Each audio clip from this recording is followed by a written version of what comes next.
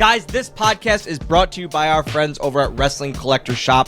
The next time you're looking to add the newest wrestling figures to your lineup, you've got to go to WrestlingCollectorShop.com.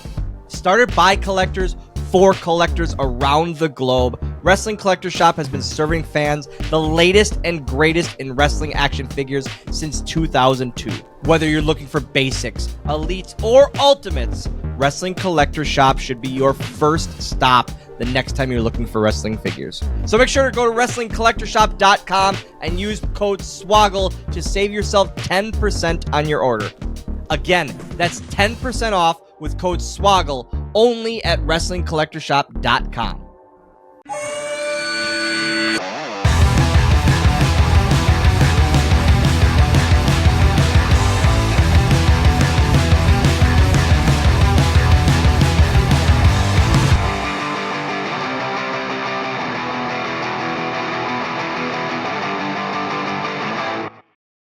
Guys, welcome to another episode of Going Postl. I'm Dylan. That's George. George, talk to them. Well, man, oh man. We've had a rocky start even before we really even hit the record button. But I just want to let everyone know that you can go over to WrestlingCollectorShop.com, use promo code SWOGGLE, and save yourself 10% on Mattel Basics, Elites, and Ultimates. You can get yourself Major Bendies, all at WrestlingCollectorShop.com, and save yourself some cash while doing it. Dylan, today we are starting a multi-part episode. It will probably be the next 2 episodes of the podcast. We are going to be doing your run in 3MB. We're going to cover part of 3MB here today, and then that will be leading into the next episode, which will be the second half of 3MB leading into WLC, and then maybe we'll cover some of the aftermath of that afterwards. You look puzzled, like you didn't know we were talking about 3MB and WLC. I'm puzzled that it's a 2-part episode. Well, because I want to make the actual episode as close to the WLC anniversary as possible. Next week is the State of Affairs podcast that releases on the same exact day. And then the week of the 10-year anniversary, which falls on a Saturday, I'm in Disney. Would be the episode that releases on Wednesday the 1st. Hey, we can keep this in. Peek behind the curtain. We got to record next week too if we can. I just thought about this because I'm going to be in Disney. You don't have to record next week. You already did. This is this week's episode, and State of Affairs episode 2 is already done. You're good. Look at this. Dylan Postl.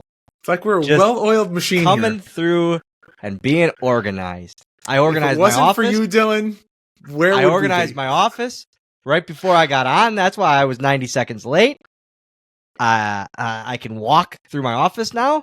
Landon is over there in the other room setting up the whatnot, which is going to be, if you're listening to this live, it's going to be tonight.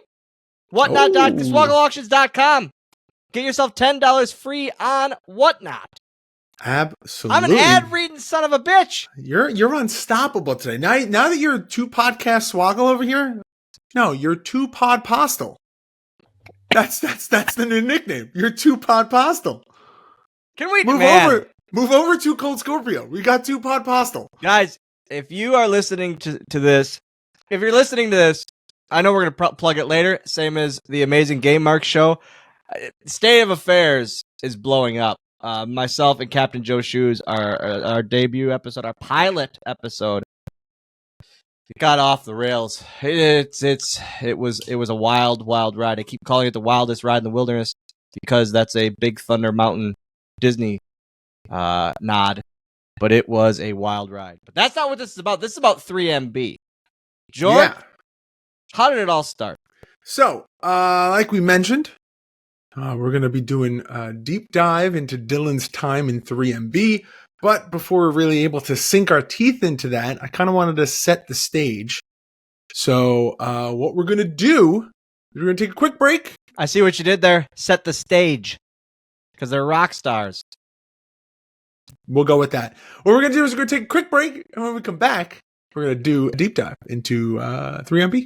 Are you a fan of Disney, Pixar, Jurassic Park, The Office, or even WWE? Or maybe you just want a sleek and comfortable patterned shirt? then you need to check out Roosevelts.com. RSVLTS.com today. Roosevelt's makes the most eye-catching and comfortable shirts going today. Whether it's button-ups or polos or hoodies or even hats and everything in between, Roosevelt's truly has something for everyone. Made for those with the love of sports, pop culture, and so much more. And above all else, having a kick-ass time. This clothing is for the bold and fun, for those who dare mighty things. Roosevelts.com. Check them out. All right. Now, WLC is obviously the moment that we have alluded to the most about on this podcast. You talk about it a lot. You're on record saying it is your favorite match that you have ever had.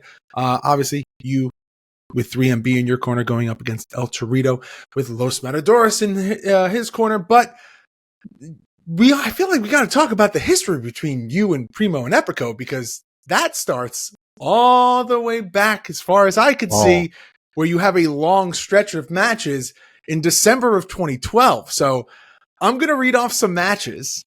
I'm sure it goes farther than that, but this is a long stretch that you have. Is this going to be you read the matches and Dylan sees like if I can remember them? Just want to see if you remember anything about it. Or if it's the usual. Nope, didn't happen. Nope, got nothing. I'm assuming that there's going to be some house show ones that you're just like, nah, I got nothing. So the first match is December 4th, 2012. It is SmackDown, and it's Hornswoggle and the Great Khali defeat Primo and Epico. Then we jump ahead to the 9th. It's Tribute to the Troops 2012, and it is a dark match. It is Brodus Clay, Hornswoggle, Sin Cara, and the Great Khali going up against David Otunga, Epico, Primo, and Lord Tensai. Didn't happen. That one definitely didn't happen. Okay. Then we go to... I was in the ring with Tensai? Yeah, apparently. Then we have 12/11/2012. It's another SmackDown. It's Great Khali, Hornswoggle, Justin Gabriel, and Tyson Kidd defeat Epico, Primo, and the Primetime Players in 3 minutes and 15 seconds. Any memory of that? Didn't happen. Did not happen. Then we go to 12/28/2012, which is Hornswoggle and the Great Khali defeat Epico and Primo. And then 12/30/2012, Friday Night SmackDown, Hornswoggle, Natalya, and the Great Khali defeat Epico, Primo, and Rosa Mendez in 4 minutes and 6 seconds. So what I remember about this is I was in my very hefty stage, you could say. Okay. And I got gear. I was like, you know what? I'm going to get gear. And I saw the trend at times was the one-piece top that snapped in the crotch, essentially. So it was like it wasn't like a singlet. It was like a onesie? Yeah, but you wore pants over it. Yeah, so but that's the only thing that came to mind was like, it's like a onesie. Literally, yeah. Yes, literally like a one. If I didn't have the pants on, it's a onesie, and it snaps in the crotch. Okay. Here's what I didn't realize when I had this made: I don't have arms long enough to snap it in the crotch, and you can't just put your legs through because otherwise it just unsnaps. So I had to have Fandango snap it. I was just gonna say of me like kicking Epico or Primo, just jump kicking them, and I look so bad, like so bad. It's easily one of my like worst moments physically ever in WWE. And it's one of those moments where when that picture comes up, it's like horrifying to me how bad I let myself go. Yeah.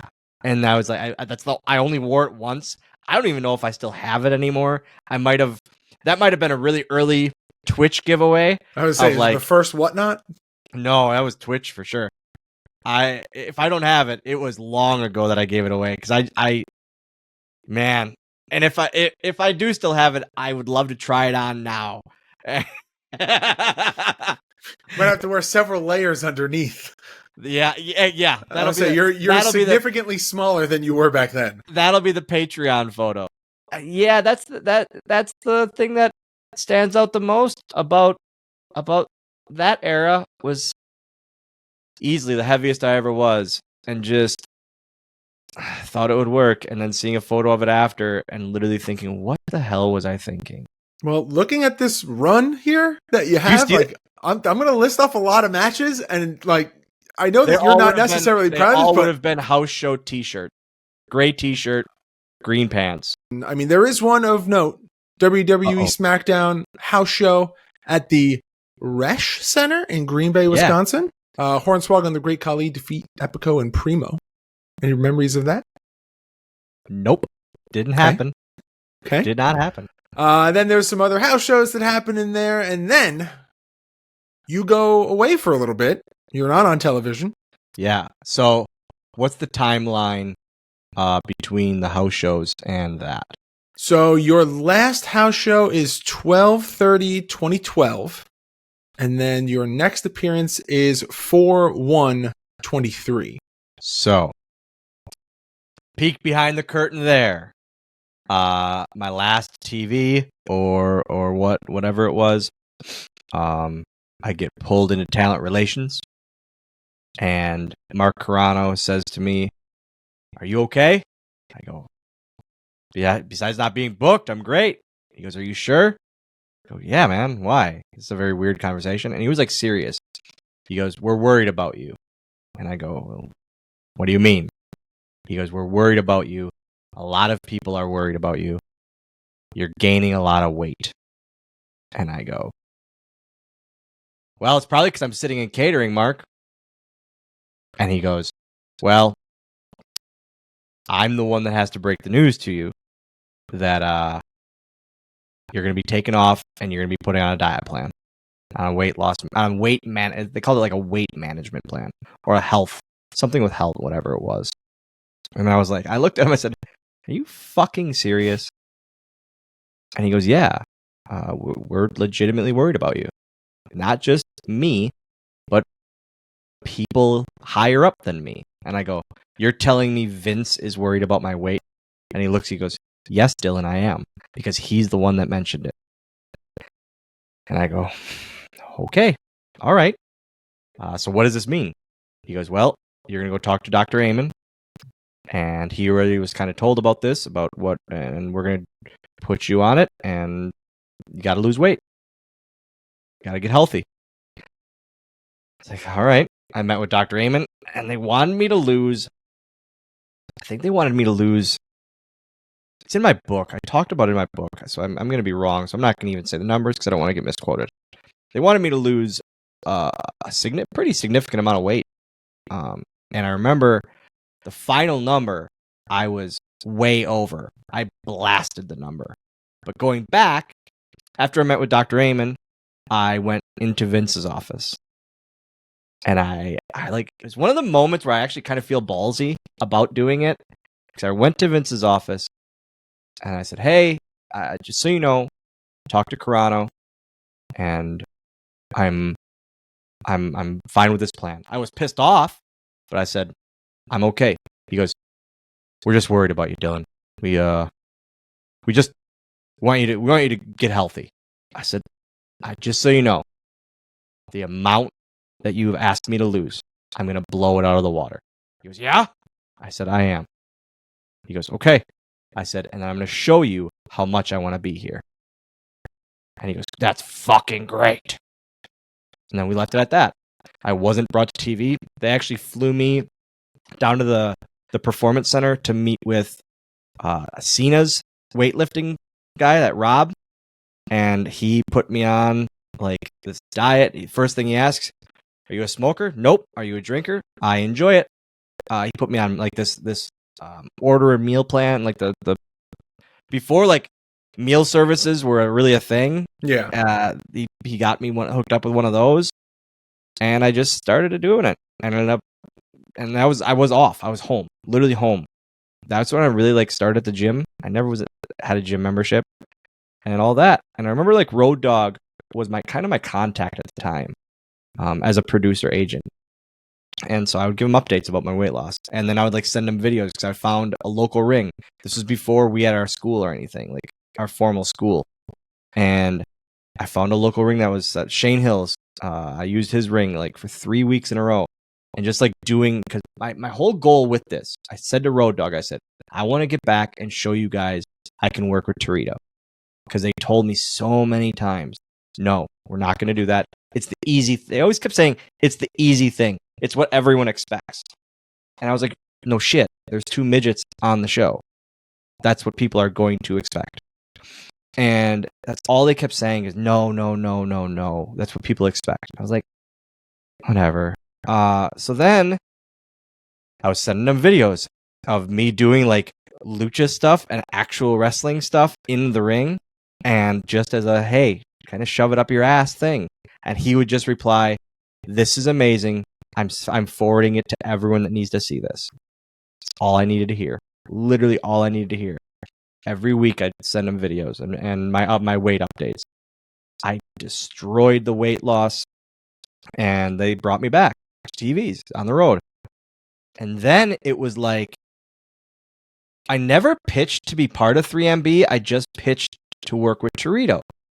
And again, even like the 2 weeks I was brought back and had nothing, of course, because I just wasn't booked. I didn't hear of anything. Then they had a show overseas. It might have been like, for some reason I want to say it was like in Saudi or something, or somewhere overseas. And Heath was wrestling Sami Zayn on it. And it was just a live event. And Heath was wrestling Sami Zayn, so he wasn't at TV that day. Well, they booked a 6-man tag for TV that day.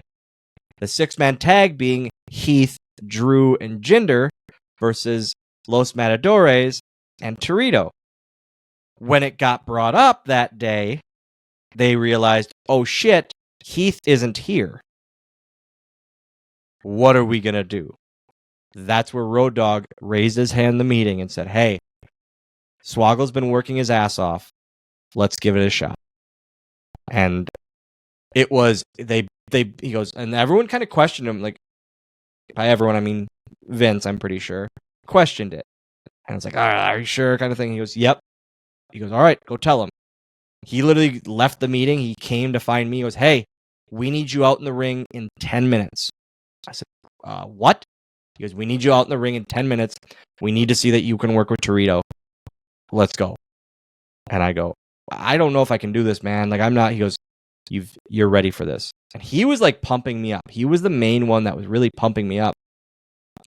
Fast forward 10, 20 minutes later, I've told this story all the time, including in the book. And if you watch the interview with Kofi and Dolph, the small talk with them, I hit on it mainly in that.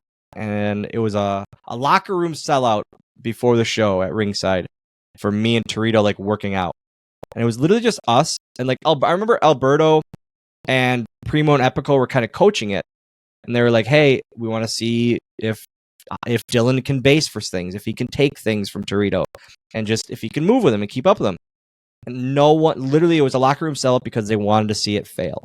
And that's like the craziest thing looking back is these are my coworkers. These are our coworkers. Why do they want to see a coworker fail and like laugh at it? It's just mind-boggling to me.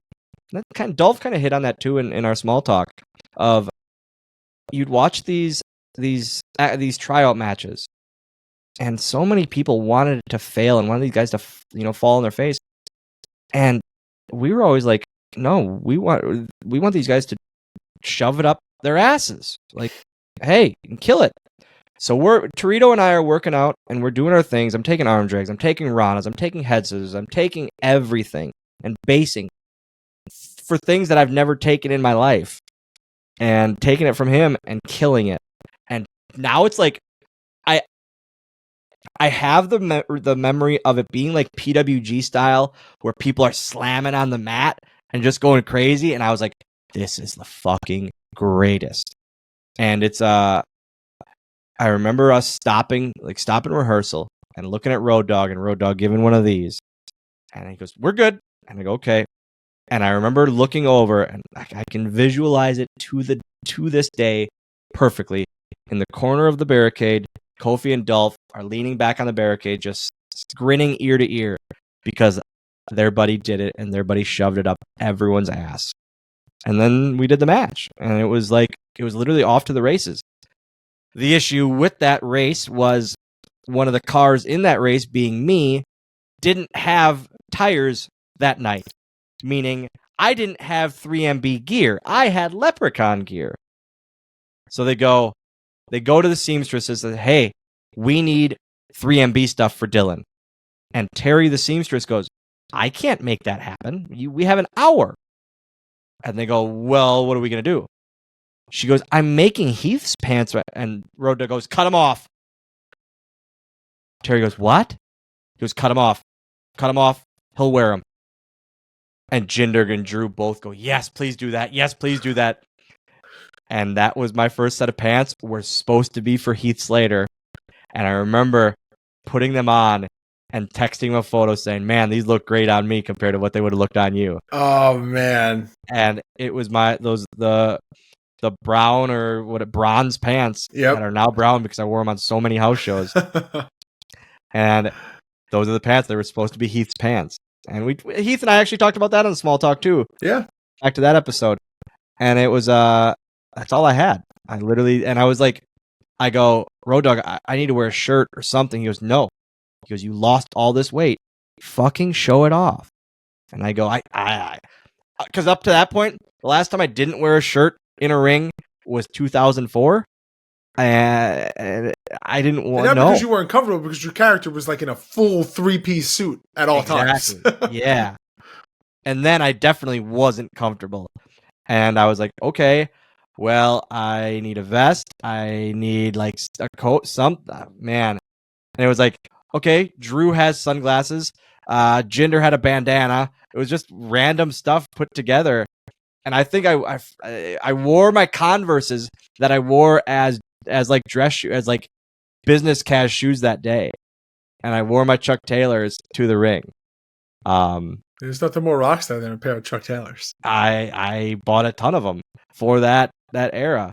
Yeah, and it was literally, I remember doing the match and it coming off really, really well, getting to the back, and even Road Dogg going, I think we're onto something. I think we got the green light finally. Which I never believed that until I see it written in the final script. Yeah, it was, that's all it was. Literally, that's all it was how do you join your 3MB? I was just told that day because Heath Slater was, if Heath wouldn't have been there, none of that stuff probably would have happened. Well, I mean, like, you're like lack of appearance for 4 months. So when you come back that April, so it's 4/1/23, Saturday Morning Slam, Hornswoggle and Natalya, Great Khali defeat Epico Primo and Rosa Mendez. Then 4/16 on SmackDown, Hornswoggle and Natalya and the Great Khali defeat Epico Primo and Rosa Mendez. On the 4/17 episode of Raw, this is interesting, 4/17/2013, you appear to help celebrate St. Patrick's Day, but you are interrupted by Bad News Barrett. Didn't happen. And then on the May 15th, 2014 episode of Main Event, you officially turn heel for the first time since 2007 when you joined 3MB. And everywhere has you listed as a mascot.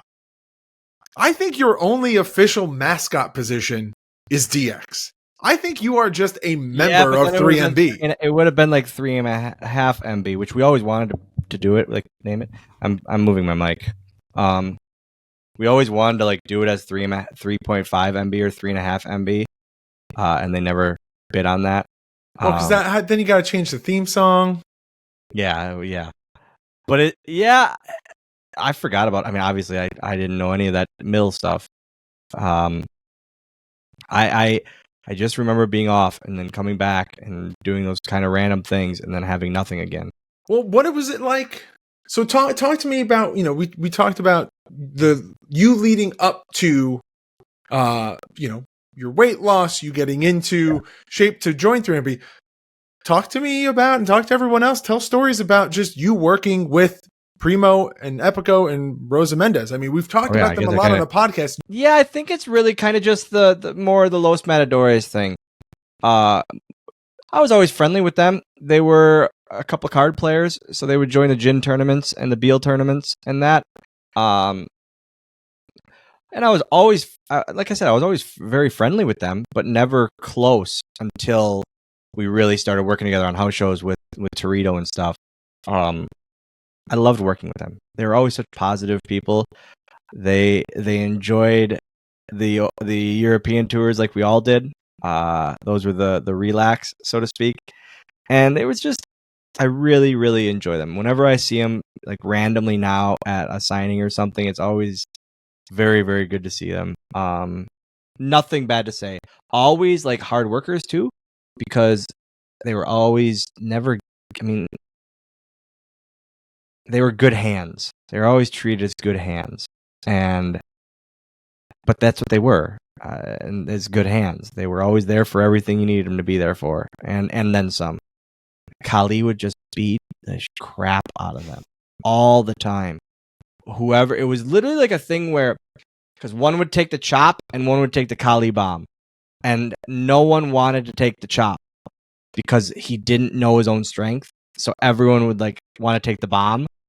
And they would fight over who was going to take each one that night because no one wanted to take the chop to the head, the chest chops, and then like they would always just tag out so much because they would just get chest chopped and chest chopped and chest chopped. And just working with them on house shows, we had a blast. It really, really was a really fun time. And then they were great with working with me. They didn't care about all doing spots with me and all that, especially on house shows. They were awesome. I have nothing but good things to say about them. If you're listening to this podcast, you know me. I don't have a memory. I don't remember wrestling them that many times until we did the Matadors and 3MB stuff. Man, you could have told me I wrestled them 3 times, and I would have been like, yep, that's it. Until Los Matadores. Also, it's a point in my career, and I talk about it. I talk about it in the book. I talk about it on this podcast. That was a very low point in my career, a low point of my. People like to talk mental health. I don't like to ever hit on mental health. That was a low point of my mental health. I hated my job. I hated my life because of my job. I was just very unhappy. I was very, very unhappy. I was good enough for house shows. I wasn't good enough for TV for most of that time. I would just sit in catering. I would wake up and then at noon, I would text the writers, "Hey, anything on the show for me today?" And they go, "As of now, no." And I would start looking at flights to fly home. Flights at like 5 o'clock, 6 o'clock, I would just buy a flight home because I didn't want to be there. I didn't want to be around work. I didn't want to be at TV anymore, watching everyone else on television, and then me sitting in catering. And just there was a day I remember it was yesterday. We were in catering. It was me, Trent Beretta, Tyler Rex, TJ Hawkins. We're at the table, and I was dipping a roll in ranch dressing. Everyone else is eating their salad and their grilled chicken and their veggies, and I'm dipping bread in ranch dressing. And TJ goes, I think it was TJ. It was either TJ or Trent. Goes, "Swoggle, are you really dipping rolls in ranch dressing?" I said, "Yup," and it's fucking awesome. That is the point in my life where I should have been like, "Hey man, you got to get your shit like back on track, because that's not healthy. That is not where you should be." Because I didn't give a shit. Torito, because especially then, man, this is way off track. Thank God we're stopping at WLC. That's when Torito got hired and was at TV. So now I'm getting nitpicked or kind of picked on, and everyone's seeing what he can do in the ring and on the show, and they're coming back to me going, "Ha ha, looks like we got our real midget now." Like legit stuff like that, like throwing it in my face, and I would blow it off like I don't give a shit. but it fucking killed me because in my mind, yeah, I could do shit too. Not like that, because he's the best wrestling midget in the world, bar none, top to bottom. I will never argue that. But I was like, in my mind, I was like, hey, I'm fucking still here, and I was here first, kind of thing. Oh, why? It was the new toy syndrome, and it really pissed me off. It really, really pissed me off. And I instead of reacting of, hey, make yourself better, I got angry and made myself worse. Wasn't where I was expecting this podcast to go today. And you know what? I think this was the part that was the most surprising to me. The lead up in between, or from you getting aligned with 3MB to the match actually happening is not that long of a time. Like, there's a lot that happens afterwards, but like you and Torito having matches. It was a one day. No, there's Torito defeats Hornswoggle on SmackDown. Then we did a superstar main event. There's a Raw that where it's Los Matadores and 3MB defeat Los Matadores defeat 3MB. Then there's main event, and then it's WLC. I mean, there's a lot of storyline and build up amongst. There's a SmackDown in there too. The first one is the SmackDown. Torito defeats Hornswoggle on SmackDown. No. There's another match. There's a singles with Torito and I. A second one? Because the first match that I said is 4-15-14. It's El Torito defeats Hornswoggle on SmackDown. A 3-on-3 on Raw. Then it's main event, Hornswoggle defeats Torito, and then it's WLC. The first thing we ever did was a 6-man. I'm almost positive. My recollection of this is we had a 6-man that was awesome. Then we had another one, and then we had a singles on SmackDown, and that's the one that Vince, because we got lost in it, and Vince chewed our ass out because it was too much wrestling. Okay. So then maybe there is one in there that's just not listed here. There's got to be one in there. Because I have a picture. I know I have a photo of it, and I have a memory of it because like it gets broken down. Yeah, because I ended up winning that one. No, maybe it was after, leading up to, guys. My memory. There's a match in there. I'm almost positive it was before WLC though. But yes, I know it was because there was Torito and I are in the ring, and we're doing our shit, and then we were doing like spots and that, and then we kind of get lost, and I can't speak Spanish, and he can't at that time couldn't speak a lot of English, so we can't communicate. And then it's just, finally we get back on track. But man, we got to the back and we got our asses reamed out. So on SmackDown, the first match, which is 4/15/2014, says you guys went 4 minutes. Then there's the main event match, which you guys went 5 minutes and 10 seconds.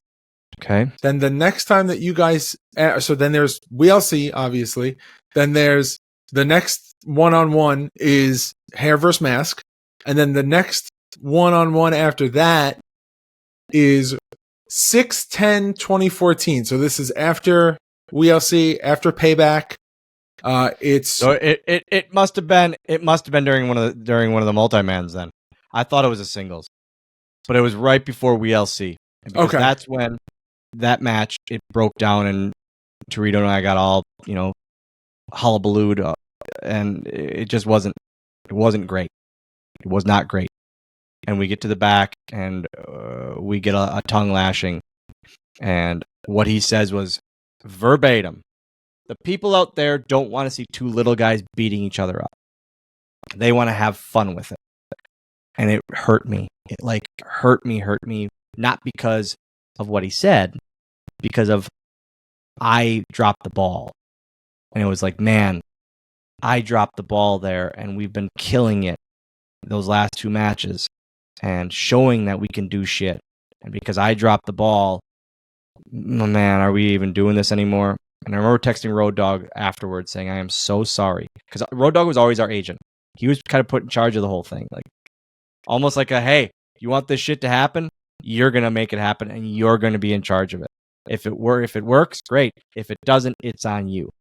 And I remember apologizing up and down to him, like, hey, because we heard WLC was going to happen at that point. Now, I was just to say, you're leading up to this like we don't already Yeah. know that something big is happening. We knew it was going to happen. And I said, are they going to cancel it? He goes, I don't know. I don't think so, but I don't know. And I was like, man, I don't know. It sucked. It really, really sucked. And I was all the wind. And I remember texting him, all the wind is out of my sails right now, man.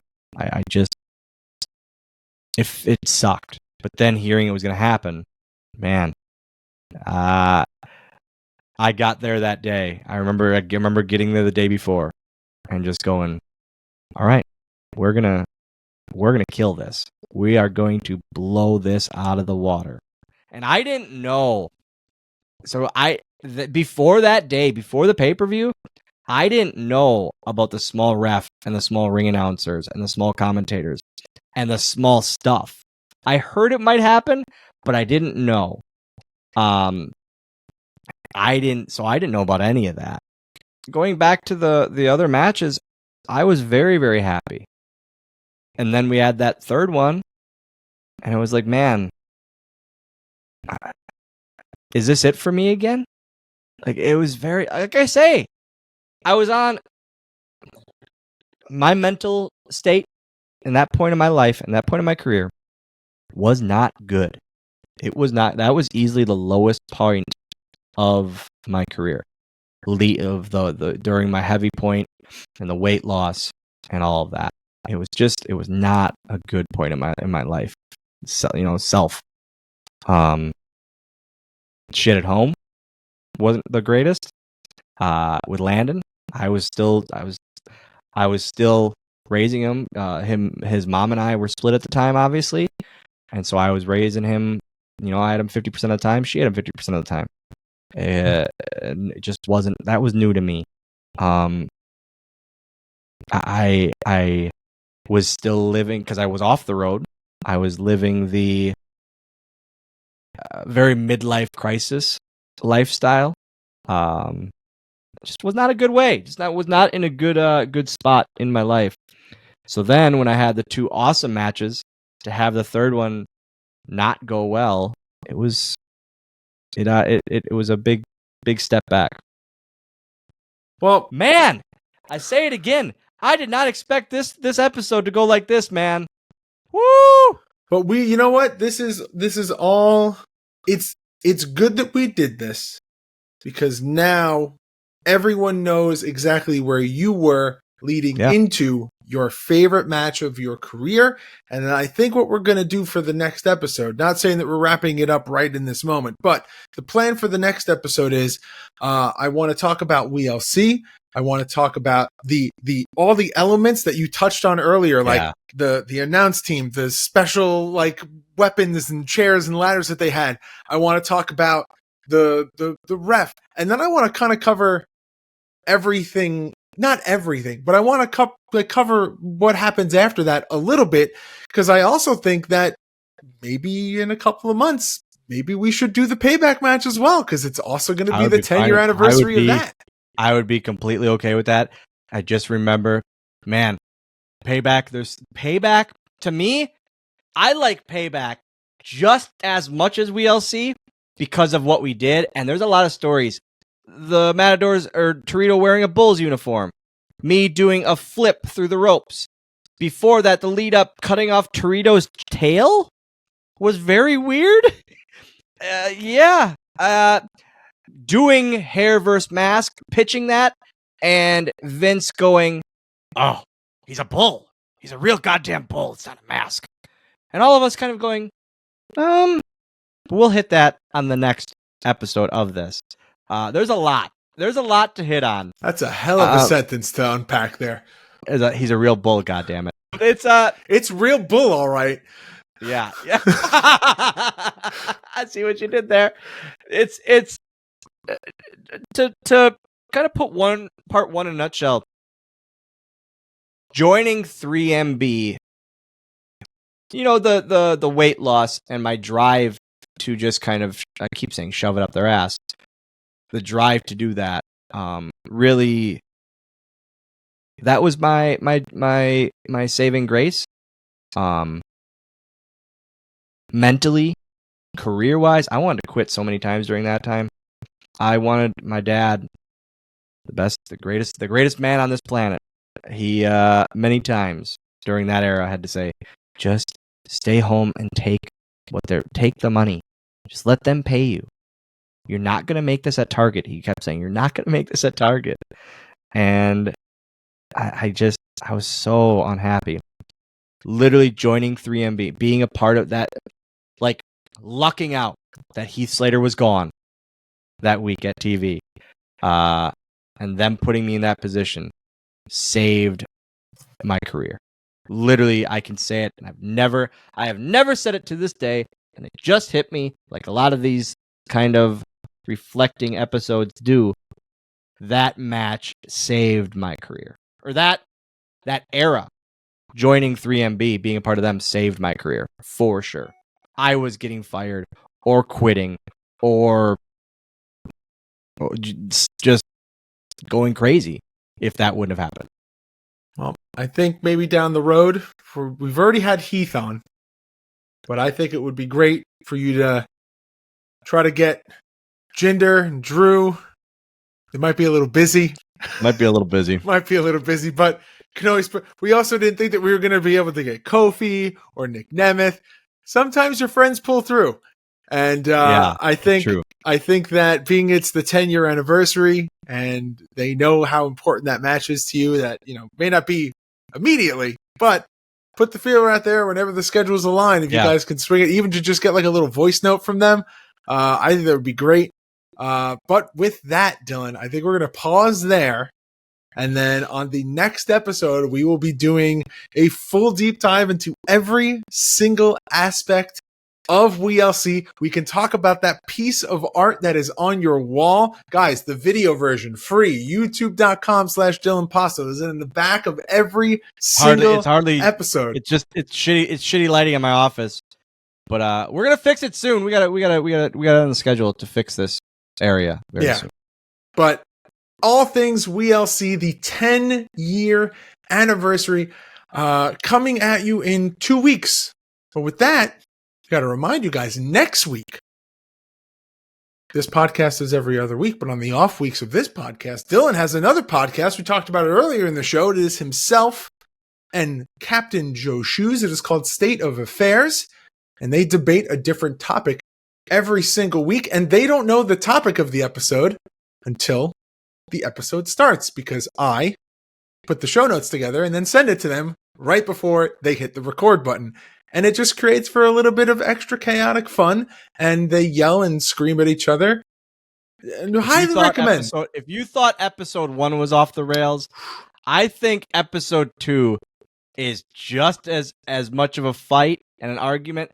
Guys, if you listened to episode 1 of State of Affairs, guys, if you haven't, at Affairs Pod, State of Affairs podcast, wherever you find your favorite podcast.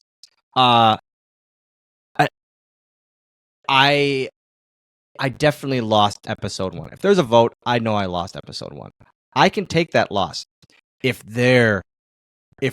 I don't win episode 2, at least by 60%, they're rigging the votes. The votes Who's they? Everyone. Just wanted clarification. Because it is his arguments, his draft, everything is such shit. Are there Dugga-Duggas? There's some Dugga-Duggas. There's some Dugga-Duggas. Gotta draw the people in with the Dugga-Duggas. Guys, at Going Postl Pod on all forms of social media, at Dylan Postl, at Affairs Pod, at Going Postl Pod. All of those podcasts are a part of PodXchange. That is myself, Dylan, Joe Shoes, Johnny Clash. That is 3 podcasts, all a part of one podcast family at PodXchange on all forms of social media, youtube.com/Dylan Postl. Watch the free video versions, video diaries. He's got some unboxings as well. We just posted the video diary from Squared Circle Expo with Landon. Got one from WrestleCon in Philly coming up very, very soon. And we're trying again. Guys, I got I want to make shit happen again. He's there we motivated, guys. Motivated. I could not think of the word motivation. But yeah, I got some motivation to really start doing shit again for myself and for this PodXchange family, and I'm having a lot of fun doing it again. Hell yes, it is. It's friends hanging out and helping friends. That's what makes this never feel like work. George, plug your shit. No, I'm not done plugging your shit yet, Dylan. SwoggleAuction.com. Get yourself a free $10 credit on whatnot. DylanPostl.com for all things Swoggle. ProWrestlingTees.com/Swoggle. Get yourself some shirts. Now, George, plug your shit. In addition to this podcast, I also host another one with former Creative Pro champion Johnny Clash, but on this podcast, Dylan calls him Carouse. Great. And it's called the Game Marks Podcast, and we break down a different wrestling video game each and every week. You can follow us on all forms of social media at Game Marks Pod. You can listen on Apple Podcasts, Spotify, wherever you choose to listen. We would really appreciate it if you gave us a listen and a rating or a review or anything like that. Really helps us out. And speaking of ratings and reviews, we appreciate you guys joining us right here on this podcast, and we hope to see you for part 2. And please make sure to like, comment, subscribe, ring that notification bell, leave us a review and a rating for this podcast on Apple Podcasts, Spotify, wherever you choose to listen. And now, without further ado, Dylan, say something, make the camera focus on you. Signature sign off whenever you're ready. I am a man of many tastes. You may agree with some, you may disagree with some. But no matter what, they are correct.